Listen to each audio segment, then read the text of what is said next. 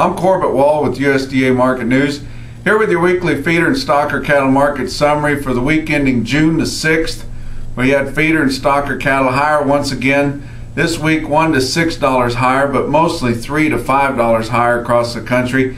And a lot of your bigger sales that are on Monday and maybe didn't have a sale last week due to the Memorial Day holiday sold a full $10 higher than 2 weeks ago. Your best demand varied depending on where you were at in the country. Further in the south, the best demand was for your lighter weight calves, 4 and 5 weight calves, as it has been all spring. But as you move up further into the northern plains, your best demand was for your big yearling feeders going right into the feedlot for those farmer feeders and the competing corporate feeders that have really been tough here in the last several weeks. But had your big outdoor warning sirens going off all over Nebraska this week, as it had a lot of bad storms. Omaha, Council Bluffs area there had some bad storms, some flooding. They had baseball-sized hail and a lot of damage done by those storms coming through that area. Other Nebraska cattlemen just figured those outdoor sirens were to signal that $2 had been hit on 800-pound steers in a local sale barn. Out west in Ogallala, Nebraska, had a heck of a sale there. Over 350 head of top quality steers weighing between 8 and 8.5, averaged 811 pounds at 208.14. That's by far a record and the highest that's ever been quoted anywhere on cattle of that size. The top billing went to one load there of one iron steers, home raised, coming off short grass, weighing 803 at 211.50. And probably what's more surprising is those cattle actually went to a corporate feeder rather than a farmer feeder that some people might say, you know, just had too much corn and wasn't paying attention. But that was a real price they were paid by a corporate feeder. There was no truth to the rumor that Ogallala was selling $20 bills for $25, although that was going around there for a while.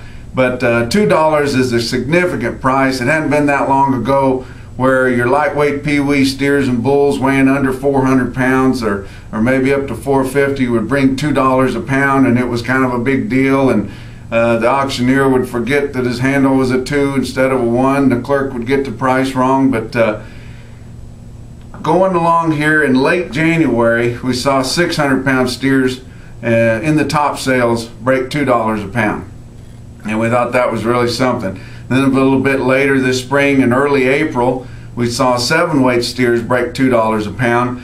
And at that time, I also said that we wouldn't see 800-pound steers do it. Now the 800-pound steers have broken $2 a pound, and that's a big benchmark to break right there, and probably going to be the asking price for almost all your big yearling steers coming off grass late this summer and early in the fall.